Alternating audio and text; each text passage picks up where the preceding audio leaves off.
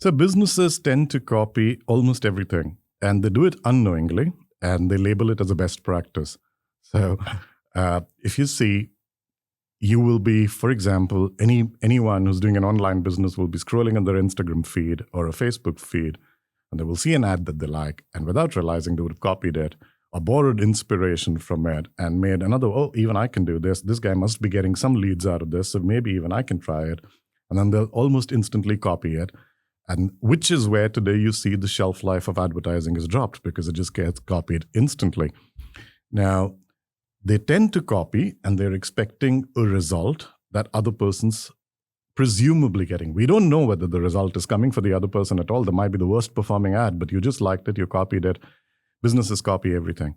So from the way their presentations are designed, how come everyone in the world has almost the same sequence of a presentation? They'll start with an idea, they'll start with a problem, they'll have a solution framing, you'll introduce investments, you'll introduce your team, and so on. And everyone has the same format of a presentation. So obviously businesses copy because they're rooted in a similar level of thinking. Now, I don't have a problem with copying. It shortens your learning frame. But if everything is a copy, then so will the results be. They can't be differentiated, right? It's just common sense. And when you do that, when you stay rooted in a way of a majority, then you, by default, are getting into competition with the majority.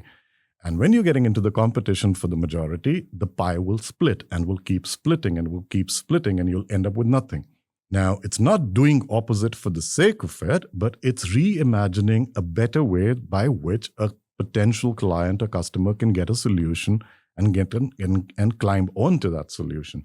And the moment you do that, you've entered what is the economics of the opposite. That you don't have to follow the herd. There is nothing wrong with it, but if you follow the herd, you'll compete with the herd. There's only that much space. If you unfollow the herd and you start doing something differently, then you kind of broadening the pie, and you'll be the first sharer of that pie in a sense. And that's really the economics of the opposite. That 95 to 99% of the people, and interestingly, there's science to it. 3% of the world population own 97% of the world's wealth, right? And that's science. This is not something I'm making up. 3% of the world population makes 97% of the world's decision. If we are sitting out here today and there's a restaurant outside where jumbo fried prawns are more expensive than cauliflower, it's not because there's some economics in it. It's because someone sitting in that 3% of fishermen decided this is the way it's going to be. It's devoid of logic. 3% of the world population, if they were to equally distribute, this is 1999 data, if they were to equally distribute their wealth amongst all 97%, each one of us would be sitting in excess of $2 to $3 million. That's the extent of wealth that's concentrated in 3%. So wealth creation or wealth accumulation or success is itself a minority event. If they behaved like the 97% of us, they wouldn't be the 3%. And this is real economics of the opposite, that you've got to do something different. You've got to think beyond what the 97% of the population thinks to get into the 3% zone. The statistics behind doing the similar stuff is clear, that 95% of strategies fail, 97% of businesses fail, a lot of startups fail. And that's the case for trying to do something which we are calling the opposite, right? To try and innovate, to be strategically different. Now, how does it shape? You will not realize the need for doing the opposite until everything's somewhat successful, right? If the business is doing well, if you're growing 5%, 10%, whatever your goals are, as long as you're not failing or as long as you're not under pressure, you will not feel the need to even explore the opposite. You probably even resist it for the fear of what it may do to you. But the moment it goes down, people, and that's the sad part, that people will tend to innovate when they have no other option, right? But you can do it proactively. Now, what happens when you think of the opposite or when you do something that's the opposite? It's not just doing the opposite, it's actually thinking about doing something different. And I think the correct word is strategic innovation, that you are differentiating at the level of strategy or at the level of the way the business model is conceived into providing value or into providing your services. Now, the moment you're doing something different and you can lead with it, that's how giants get disrupted as well, right? If you if you go back to how Amazon would have started, or if you go back to how Apple was started, if you go back to any of these garage startups, what happened really? It was challenging fundamentally a business model and doing the exact opposite. Oh, books are sold in bookstores. No, I'll sell them from my garage. I don't even need inventory. I don't even need a bookstore. I don't need How come? It was literally just doing the opposite of the world's used to. And of course, it's built up economic engines and whatnot. And that's really the thing. There's a very interesting story that I read in Walt Disney's autobiography. When Walt Disney was conceiving this whole idea of Disneyland, right, it was at that time the highest ever investment in any entertainment business that was to be undertaken. Now, it was Walt's company, there was a board of directors, and he presents this idea of Disneyland to his board of directors. And there were 9 board of directors, Walt was the chair. The idea was rejected 8-1. With absolute logical reasons that America is an economy recovering from depression, we're in hardships, why will people pay $5 for a ride and this and that? But the idea got rejected, but it was his company, he decided to invest in it, and finally the Disneyland opened. But Walt wasn't there to see the opening ceremony, it passed away before that. Disneyland opened, it was a huge success on day one. Not only were people paying $5 for a ride, they were going on it again and again, and there was this whole closing ceremony planned where each board of directors had to come and give a speech. And each of them came, and the first guy came, ended his speech by saying, oh, it was such a huge success, I wish Walt was there to see it. All 8 of them, one by one, ended their speech by saying, I wish Walt was here to see it. The last person on the dais was Walt Disney's wife, and she comes and says, we are all here today because Walt is the only person who saw it. Right? And what did he see? He saw the opposite. He saw the opposite, of which no one did. People who are paid the highest executives of the Disney didn't see it. Why? Because they were conditioned not to see it. And that's the economics of the opposite. It doesn't mean you will succeed and you will create an empire like Disney every day, but you have better odds at beating the market. So the way for founders to identify the opposite is to begin with something that has a direct measurable impact, which is their front end, which is their sales and marketing efforts. So don't try. There's a thing, people try innovation at the level of a product, and which is where I keep telling companies again and again, product and service is the last experience your client has with you, right? I see your message, I see your website, I see your marketing material, I see your advertising, I speak to your people, I speak to your sales rep, I speak to your customer service rep, I probably visit your office. I do so many things before I even decide whether I'm going to take your product or service. And almost entire energy gets invested in making a product better, which people may or may not even interact with.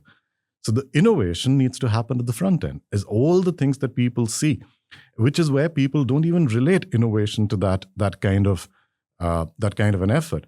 Can I innovate at the level of the business model? Can I innovate at the level of the way I sell my products and services? Can I innovate at the level of my pricing strategies? Can I make it easier for people? Those are the things that have an instant impact. And people confuse innovation as a big project that, oh, I got to make my product better, or I have to set up an R&D lab. No, you just got to innovate at the level of a front end. And that has the highest possible impact on the entire business because it gets more people into the front door. If you see Apple, for example, or any company, even Facebook, for example, they have a product, which is probably a good product. Even someone as enterprising as Steve Jobs had to take the stage to sell it, because he innovated not just the product, but even at the front end. And that front end innovation is where most businesses succeed or fail. So I was working with a very large German manufacturer, almost $5 billion in size. They are in a B2B market where they make components for all the automotive companies, right? So one of their particular companies was manufacturing these lubricants for the industrial use. And they, at the time, were stuck in a margin of about 5 to 6% because that's the industrial margin. That's the kind of business that they're in. Very highly focused on innovation, but as I was earlier saying, they were focused on the R&D kind of innovation, kept making the product better. And the whole challenge when I walked into them was, can we make your front end innovate? Because no one's consuming these wonderful products and no one's paying you a premium for it. And we devised a model where the entire industry now in that particular market is used to going and meeting suppliers, going and meeting the companies. The vendor engagements will happen. You get set up a panel, they'll put you in the system. Finally, you'll start supplying at their price. We changed the entire sales strategy for them into innovating at the front end, which meant just take your product because no one's using it. You take your product and give it to them for free, wherein for 1 month, you just demonstrate what's the value of it, right? No one says no to a free product, even if they're the biggest business house. So they engineered a front end where they let the product run at the plant for about a month to be able to demonstrate that these are the cost savings. After the cost savings were demonstrated, they disclosed their pricing, which was now about 4 or 5 times higher. In 1 year of implementing this particular innovative sales approach, this company went from 6% to 29% gross margin on a base of about $500 to $600 million business. And that was huge. So, and there was no change in product. There was nothing R&D required. The only innovation that happened was at the front end, which is where most people miss it. We derive our pricing strategies, we derive the margins that we will have based on how our front end is working, right? How many people are walking in, how many people are walking out, what's the funnel looking like. But if you can change the front end, you can actually control the entire economics of a business. If you know today that your sales and marketing will produce a pipeline guaranteed every single day, 100 inquiries, your business changes without you changing the product. We were working with a car manufacturing company. Again, this is automotive. These guys were manufacturing and distributors of seats that go into the car. So when you buy any car, the seats that are there, these guys were the manufacturers there. And one of the things we fundamentally challenged them with as to what is it that you're selling.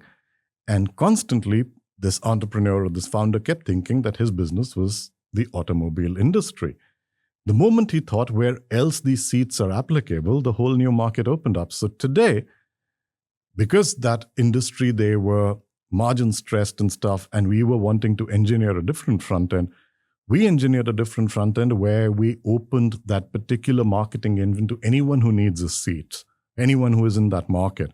And the market that opened out for him, surprisingly, was the world market of cinema halls, which outsold the car market completely and at higher prices because those are luxury theaters. And that's what happens. You can't predict the flow of what will come in, but you design for anything to come in.